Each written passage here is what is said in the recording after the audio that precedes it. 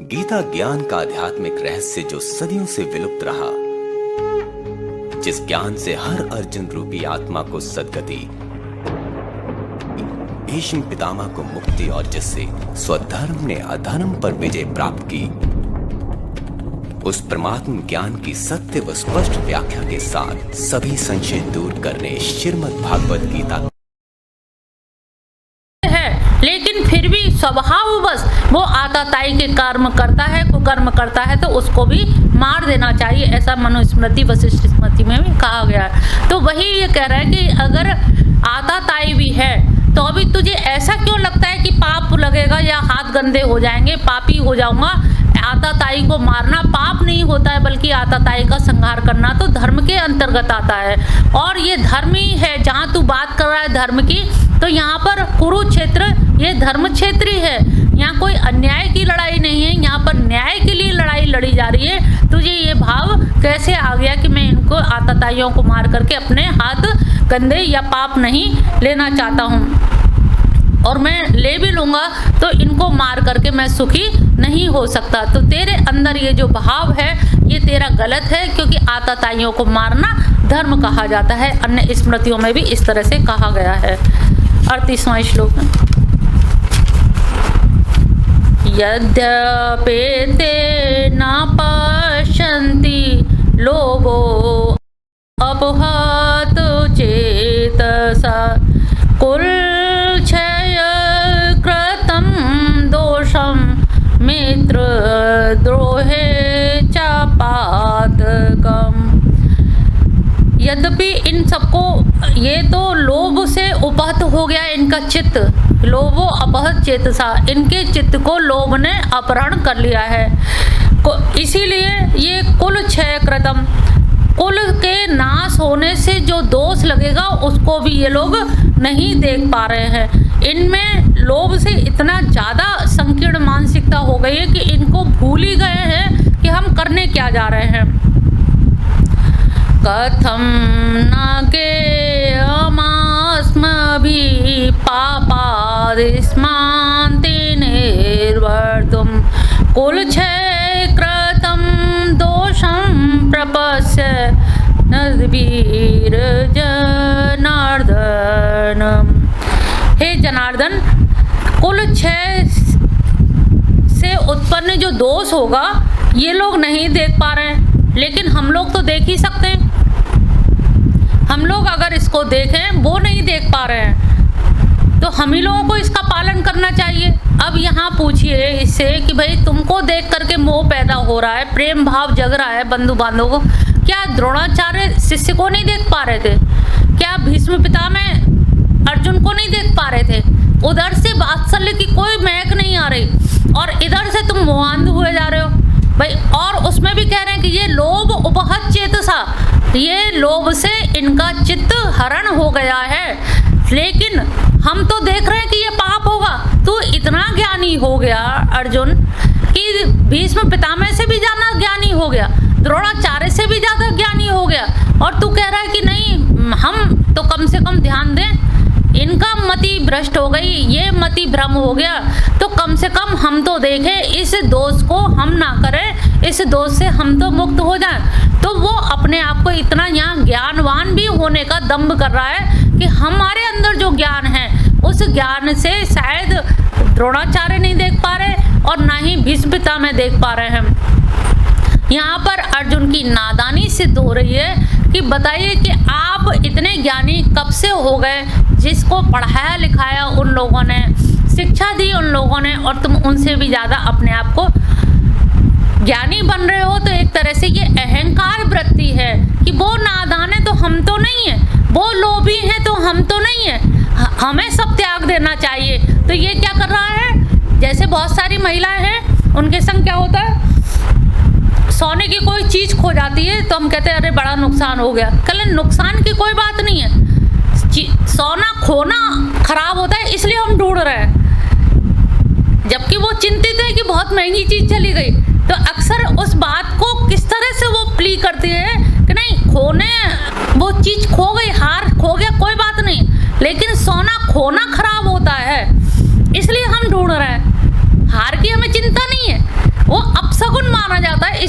उसको खोज रहा है। तो ऐसे ही यहाँ पर अर्जुन भी अपनी बातों को इस तरह से मुलम्मा चढ़ा रहा है कि मुझे अगर हमें ज्ञान है तो हमें ये फॉलो करना चाहिए, अनुपालन करना चाहिए। उनका चित्त हरण कर लिया है लोभ ने, तो हमें तो कम से कम ऐसा नहीं करना चाहिए। और एक जगह पर ये बात सत्य भी है कि जब सेना दोनों तरफ से खड़ी हुई है तो युधिष्ठिर जाते हैं द्रोणाचार्य के चरण स्पर्श करने, भीष्म पितामह के चरण स्पर्श करने। दोनों ही ने आशीर्वाद दिया, विजयी भव। युधिष्ठिर सुन के चौंक गए कि विजयी भव, जब हमारी विजय होगी तो आप यहाँ क्या कर रहे हैं? उन्होंने कहा नहीं, हमारी मजबूरी है, क्योंकि हम अर्थकामी हैं।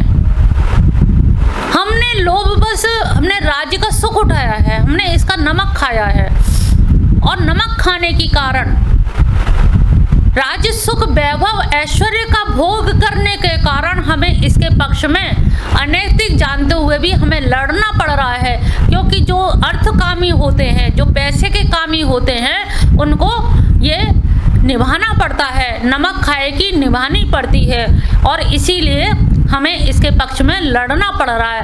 हम जानते हैं कि विजयी पांडव होंगे, आप ही की विजय होगी, पांडवों की जीत होगी, फिर भी कौरव पक्ष में हमें खड़ा होना पड़ा है, क्योंकि सदा से ही हम अर्थकामी रहे हैं। तुम लोग तो वनवास चले गए थे और वही राजा था, ये हमारी बेबसी थी कि हम जाते कहाँ राज्य छोड़ के। और राज्य का संरक्षण ग्रहण करने के लिए हमने पिता शांतनु को वचन दिया था, माता सत्यवती को वचन दिया था, इसलिए उसकी देखरेख हमें करनी भी थी और रहना भी उसके राज्य में था, इसलिए हमें उसका सुख उठाया है। उस सुख की वजह से ही हमें उसके पक्ष में खड़ा होना पड़ रहा है। एक बार की बात है कि युधिष्ठिर और द्रौपदी अपने रनिवास में थे। एक ब्राह्मण आया चिल्लाता हुआ कि हे प्रभु, कौनते, मेरी गाय कोई चुरा ले गया है और दुष्ट लोग मुझसे मारने के लिए पीछे दौड़ करके आ रहे हैं, आप मेरी रक्षा करिए, रक्षा करिए। अब वो उनके रनिवास में अर्जुन का गांडीव रखा हुआ था और अर्जुन की ये प्रतिज्ञा थी कि मेरे गांडीव को अगर कोई भी दुत्कार देगा या कोई भी अपशब्द कह देगा तो मैं उसे छोड़ूंगा नहीं। अब ब्राह्मण धर्म, आपद धर्म सामने आ गया कि किसी शरणागत की रक्षा करना हमारा धर्म है। एक क्षत्रिय का धर्म होता है ब्राह्मण की रक्षा करना। और वो रोते कराते हुए आया तो वो तुरंत रनिवास में चले गए और धनुष बाण लेकर के आ गए। ये देख करके पहले ये इन लोगों का ये वचन था कि आपस में कि जब द्रौपदी जिसके पास होगी कोई भी हस्तक्षेप नहीं करेगा, कोई इंटरफेयर अंदर नहीं प्रवेश करेगा। अर्जुन को अचानक आता देख करके युधिष्ठिर ने गांडीव के लिए अपशब्द कहे, और जब अपशब्द कहे तो अपनी प्रतिज्ञा के अनुसार अर्जुन में आक्रोश आया कि मेरे गांडीव के लिए अपशब्द कह दिया, मैं छोड़ूंगा नहीं। कृष्ण भगवान सामने थे, उन्होंने कहा कि अगर अपशब्द कह दिए तो कोई बात नहीं, तुम भी अपशब्द कह दो। कहले नहीं, मैं छोड़ूंगा नहीं। कहले देखिए, बड़े को अपशब्द कहना भी मारने के बराबर है। तुमसे बड़े भाई हैं युधिष्ठिर, अगर तुम अपशब्द कह दोगे, उल्टा सीधा कुछ बोल दोगे तो वो मृत्यु के बराबर है, क्योंकि उनको खुद इतनी लज्जा आएगी कि छोटा भाई अगर बड़े से कुछ कह दे तो वो मृत्यु के बराबर है। तो उस समय तो ये पीछा छुड़ा के भगवान ने समझा दिया कि भाई इस तरह से प्रहार नहीं करोगे, प्रहार से बचा दिया। अर्जुन वही तर्क यहाँ पे दे रहे हैं, प्रभु एक बार की कहानी जो वो बात थी ना, आपने अपशब्द कहलवा के छुड़वा दिया था, तो यहाँ ऐसा नहीं हो सकता द्रोणाचार्य जी को, भीष्म पितामह को हम अपशब्द कह दें और अपशब्द कह के युद्ध टल जाए, युद्ध ना करना पड़े, ऐसा नहीं हो सकता। तब भगवान ने समझाया कि अरे कौन थे, वो तुम्हारे बड़े भाई थे, उसमें दोस्त तुम्हारा था। पहले तुम रनिवास में प्रतिज्ञा तोड़ के प्रवेश किए थे, वहाँ तुम दोषी थे। यहाँ पर इन लोगों के अंदर अर्थ का काम है, अर्थ के लोभी हैं और इन्होंने स्वीकार किया है युधिष्ठिर से, इसलिए अर्थ के लोभी को मुक्त यानी कि मुक्त नहीं किया जा सकता। अगर वो युद्ध के लिए आए हैं, पहला शंख निनाद भीष्म पितामह ने अपनी ओर से किया है।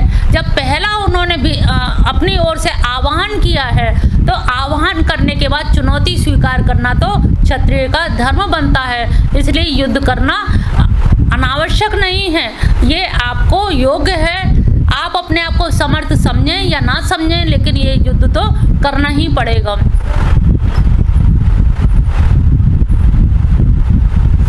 40वां श्लोक है, कुल क्षये प्रणश्यन्ति कुलो धर्मा सनातनम् धर्मे नष्टे कुलं कृतस्नमधर्मो अभिभवत्युत। कुल क्षय होगा, सब ये नष्ट होंगे, प्रजा यानी कि जितने भी अपने बंधु बांधव हैं ये सब समाप्त हो जाएंगे, तो इससे कुल भी नष्ट हो जाएगा। और कुल के नष्ट होने से कुल धर्मा सनातना, जो सनातन धर्म शुरू से चला आ रहा है, कुल का धर्म नष्ट हो जाएगा। जब लोग ही नहीं रहेंगे तो कुल धर्म से अवगत कौन कराएगा। और धर्मे नष्टे, धर्म के नष्ट होने से कुलम कृतस्न अधर्मो अभिभवत्युत। इससे क्या है कि वो सारे का सारा अधर्म, पूरे कुल में अधर्म फैल जाएगा, क्योंकि उनका धर्म को आदेश देने वाला कोई भी नहीं रहेगा। सनातन पीढ़ी दर पीढ़ी जो चल रहा होता है उसका ही परंपरा आगे तक चलती है।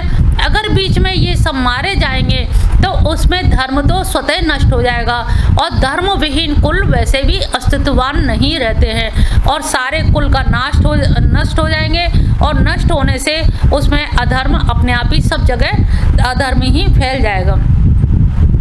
41वां, अधर्माभिभवात् कृष्ण प्रदूषन्ति कुल स्त्रय स्त्री सुदुष्टा सुवाष्णेय जायते वर्णशंकर। अधर्म अभिभवत कृष्णात्, जब हे कृष्ण पाप यानी कि अधर्म बहुत बढ़ जाएगा, तो इससे क्या हो गया, कुल स्त्रियां, कुल की जो स्त्रियां प्रदूष्यंती, दूषित हो जाएंगी। जब अधर्म हो जाएगा तो कुल की स्त्रियां भी अपने आप को, जब पुरुष नहीं रहेंगे तो उन पर नियंत्रण करने वाला कोई नहीं रहेगा। जब कोई नियंत्रक नहीं रहेगा तो वो भी लोग अपने आप मनमानी करेंगे, और अधर्म होने से जो स्त्रियां बचेंगी वो भी अधर्म का ही अनुपालन करेंगी। तो इस तरह से सब में अधर्म ही फैल जाएगा। हे वाष्णे, और स्त्रियां स्त्रीसु दुष्टाशु, और स्त्री भी दुष्ट प्रवृत्ति की ओर अधोगामी हो जाएंगी, अनैतिक आचरण करने वाली हो जाएंगी। और जब अनैतिक आचरण करेंगी तो उनके बच्चे भी वर्ण संकरता पैदा हो जाएगी। बच्चे वर्ण संकर हो जाएंगे तो वो अपने पुरखों को तो जानेंगे नहीं, कुल धर्म को जानेंगे नहीं। जब कुल धर्म को नहीं जानेंगे तो वो श्राद्ध तर्पण कैसे करेंगे, तो कैसे हमारा ये धर्म बचा रहे। इसके लिए अच्छा है कि हम अधर्म से इन आताताइयों को ना मारें, जिससे कि हमारा कुल धर्म बचा रहे। 42वां श्लोक, संकरो नरकायेव कुलघनानां कुलस्य च पतन्ति पितरो हेषां लुप्तपिण्डोदक क्रिया। जब वर्ण संकर बच्चे पैदा होने लगेंगे तो कुलस्य, और कुल के जो है वो पाप इतना बढ़ जाएगा, तो कुल में जब पाप बढ़ जाएगा तो कोई किसी भी मान्यता को नहीं मानेगा कि हमारा कुल धर्म, हमारे पितर लोग क्या, क्योंकि पितरों को वो जानेंगे ही नहीं, और जब जानेंगे नहीं तो पतंती पितरों का पतन हो जाएगा। जो अगर कभी कोई नरक चला गया तो नरक से मुक्ति कराने वाला भी नहीं रहेगा। जैसे धुंधकारी की कथा आती है कि वो उसकी मुक्ति के लिए उन्होंने, गोकर्ण ने भागवत कथा सुनाई, तो आगे की जो हमारी जनरेशन है, आगे की जो ये वंश परंपरा है, तो वंश परंपरा पुत्र इसीलिए पैदा किया जाता है कि वो लुप्त पिंडोदक क्रिया ना हो जाए। हमारी ये श्राद्ध, पिंडदान, तर्पण ये वो करता रहे, पितृपक्ष जैसे आने वाले हैं, तो इस तरह से वो चीज़ें चलती रहे। ये कब होंगे, जब उनको अपने पितरों सा ज्ञान होगा। जब पितरों का ज्ञान नहीं है तो उद्धार क्यों करेंगे, किसको क्या पड़ी है। तो धर्म तो होगा ही होगा पतन, स्त्री दुष्टासु होंगी ही होंगी। वर्ण संकरता होने से सबसे बड़ी हानि पितरों दूसरों की है कि अगर वो कहीं किसी गलत योनि में पहुंच गए तो उनका उद्धार करने वाला कोई भी नहीं है। कहा जाता है कि प्रेत आत्मा 100 वर्ष तक उन्हें जीना पड़ता है, उनका जब तक कोई उद्धार ना करे तो पेड़ से वो उल्टे लटके रहते हैं और जंगल में उनको भूखे प्यासे रह के जीवन जीना पड़ता है। जब तक घर से कोई उनका श्राद्ध तर्पण ना करे तो उनका उद्धार नहीं हो पाता। तो उसी का ये धर्म कौन सा है? वैदिक धर्म। जब वैदिक धर्म का वो, अब आप देखिएगा यहाँ आगे की गीता में केवल उत्तर ही उत्तर है। यहाँ पर अर्जुन धर्म पे प्रहार कर रहे हैं कि देखिए अधर्म हो जाएगा, वर्ण शंकर हो जाएगी, लुप्त पिंडोदक क्रिया हो जाएगी। तो ये जो वहीं पर भगवान लास्ट में तब कहेंगे कि तू जो इतनी धर्म की बातें कर रहा है, इन चक्करों को तू समझ नहीं पाएगा, तू है नादान, धर्मज्ञ तो है नहीं, गांडीव चलाया जीवन भर, तूने कोई धर्मशास्त्र तो गुरुकुल में जाके पढ़े नहीं है। बात यहाँ कहाँ कर रहा है? रण क्षेत्र में। और रण क्षेत्र का विषय क्या होता है? युद्ध। लेकिन वो बात क्या कर रहा है? गुरुकुल जैसे गुरुकुल में प्रश्न उठाए जाते हैं वैसे प्रश्न वो यहाँ उठा रहा है। तो वो भूल गया है कि मैं युद्ध क्षेत्र में हूँ, वो ये नहीं समझ पा रहा कि युद्ध क्षेत्र के प्रश्न अलग होते हैं गुरुकुल जैसे। तो वो क्या कर रहा है? गलत जगह पर गलत प्रश्न कर रहा है। अपने आप में जगह गलत है, हमेशा प्रश्न भी देश काल परिस्थिति के अनुसार करने चाहिए। वो जो ज्ञान की धर्म की बात कर रहा है वो अपने आप में ठीक है, लेकिन कहाँ कर रहा है ये बात गलत है। कि रण क्षेत्र में गांडीव लेके रथ को दोनों सेनाओं में मध्य में खड़े होके धर्म की बात करनी है, तो ये धर्म की बात तो घर पे भी हो सकती थी, रण क्षेत्र में ही आके क्यों की? तो ऐसे स्थान में तो कोई भी हम प्रश्न करें उस प्रश्न का उत्तर भी हमें सही जगह पर चाहिए, सही जगह प्रश्न करना चाहिए। हमें ये देश काल परिस्थिति का ज्ञान होना चाहिए। और यहाँ पर चूक अर्जुन से यही हो गई। हम ये नहीं कह सकते कि वो धर्म पे प्रश्न क्यों कर रहा है, धर्म के बारे में क्यों कह रहा है। अगर ये लोग कहेंगे तो लोग कहेंगे अरे भगवान ने उसका खंडन कर दिया, उसकी बात नहीं सुनी। सवाल ये नहीं है बात नहीं सुनी, उस बात का वो जवाब आगे देते हैं। क्योंकि धर्म जो है, कहते हैं ना गहनो कर्मणा गति, धर्म की गति भी इतनी गहन है कि कौन तथ्य कब धर्म होगा कब अधर्म होगा। कहते हैं कि एक गाय के पीछे 6 हत्यारे जा रहे हैं, तो किसी संत से पूछा कि गाय उधर गई, तो उन्होंने कहा नहीं गई है। किसी बगल में शिष्य बैठा था, उन्होंने कहा गुरुजी आपने तो मिथ्या वचन झूठ बोला। कहे ये झूठ नहीं है, क्योंकि इससे प्राण रक्षा हो रही है गाय की। तो कहीं कहीं झूठ भी सत्य धर्म बन जाता है, तो कहीं कहीं हिंसा भी अहिंसा बन जाती है। ये धर्म की गहन गति है, ऐसी गहन गहरी गति है कि इसमें कोई निश्चित परिभाषा नहीं दी जा सकती। यहाँ आप लोग बैठे हैं, इसका एक अलग धर्म है, यहाँ से उतर के जाएंगे जीटी रोड पे, उसका एक अलग धर्म है। तो हर धर्म की परिभाषा इतनी विशाल है, विशद है कि उसके बारे में एक निर्णय नहीं दिया जा सकता कि एक बात हमेशा ही सत्य होगी, वो समय के अनुसार ही सत्य होती है।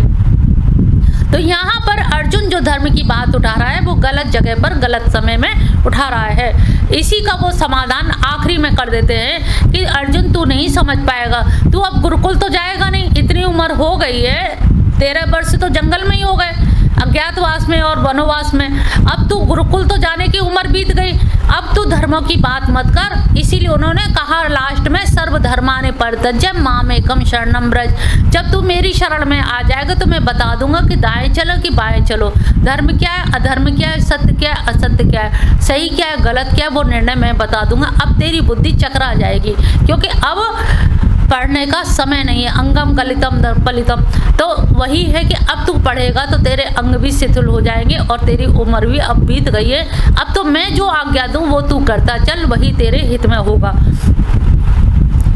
तो यहाँ पर वो जो कह रहा है लुप्त पिंडोदक क्रिया, और इससे वो चिंतित हो रहा है, तो ये उसकी चिंता व्यर्थ है। जब भगवान खड़े हैं सामने और वो आज्ञा दे रहे हैं तो उसको वो उन्हीं की आज्ञा का पालन करना चाहिए। यहाँ पर वैदिक धर्म से वो अपने अर्थ निकाल रहा है यहाँ पर, लेकिन अर्थ कहाँ निकालने चाहिए ये गलत ढंग से। और अक्सर लोग यही करते हैं, शास्त्रों को पढ़ के शास्त्रों का गलत दुरुपयोग करते हैं और कहीं का कहीं उसको जोड़ तोड़ कर देते हैं। जबकि शास्त्र का भी विधान है कि किस शास्त्र की किस उक्ति का कहाँ हमें विवेचन, कहाँ गवेषणा करनी चाहिए, ये उसका विधान है। विधान न समझ के। इसीलिए कहते हैं ना, शास्त्र गुरुमुख से पढ़ने चाहिए। स्वयं पढ़ लेते हैं तो उनका उल जलूल जगह पे भी हम इस प्रयोग करने लगते हैं, क्योंकि हमने भी कभी आसन की शुद्धि नहीं की ग्रंथ पढ़ते हुए। अक्सर लोग गीता भी कहीं भी लेके बैठ के पढ़ लिए, कहीं भी चलते में पढ़ लिए। तो जब एक आसन की शुद्धिकरण करके जब बैठ करके पढ़ते हैं तो वो मनस में अवतरित होने लगते हैं, उनके अर्थ की बोधकता अपने आप ही आने लगती है। जैसे ये शब्द लिखे हैं, शब्द को जब पढ़ोगे तो इसमें से अर्थ उछलते हैं, शब्दों में से अर्थ उछलते हैं।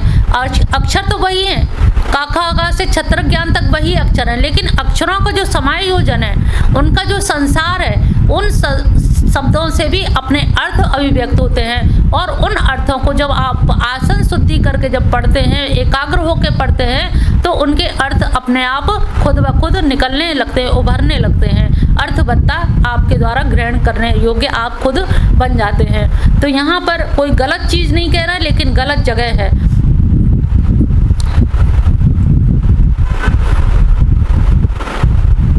तैतालीसवां, दोष रेते कुल नाना वर्ण संकर कार गई, उत साधनते जाति धर्मा कुल धर्माश शाश्वता। अब ये जो